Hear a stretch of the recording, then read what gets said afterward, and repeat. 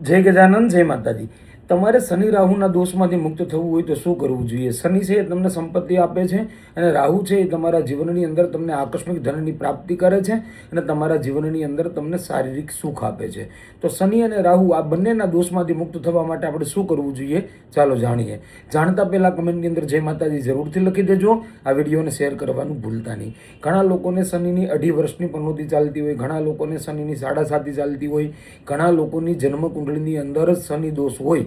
તો શનિ દોષ હોય ત્યાં સુધી તમને સંપદા નથી મળતી, તમારે રાહુ દોષ હોય ત્યાં સુધી તમને કોઈ પણ પ્રકારે સફળતા નથી મળતી, આકસ્મિક ધનની પ્રાપ્તિ નથી થતી। તો આ બંને ગ્રહો પાસેથી શુભ ફળ લેવા માટેનો એક આ નાનો ઉપાય છે। આ ઉપાય તમારે જરૂરથી કરી લેવો જોઈએ।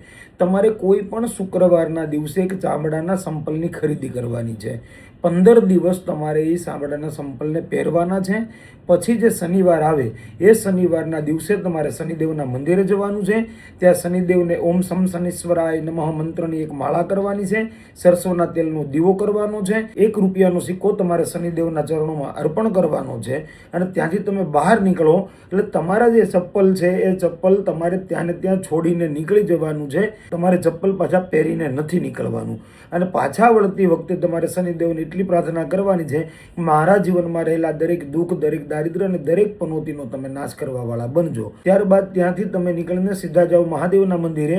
મહાદેવના મંદિરે પણ સરસોના તેલનો દીવો કરો અને કાળા અડદ શનિવારના દિવસે ઓમ રામ રાહવે નમઃ, ઓમ રામ રાહવે નમઃ આ મંત્ર 108 વખત બોલી અને મહાદેવના લિંગ ઉપર અર્પણ કરો। આ પ્રયોગ કરવાથી તમને શનિ અને રાહુદેવ બંને સારું ફળ પ્રદાન કરશે। જય ગજાનન, જય માતાજી।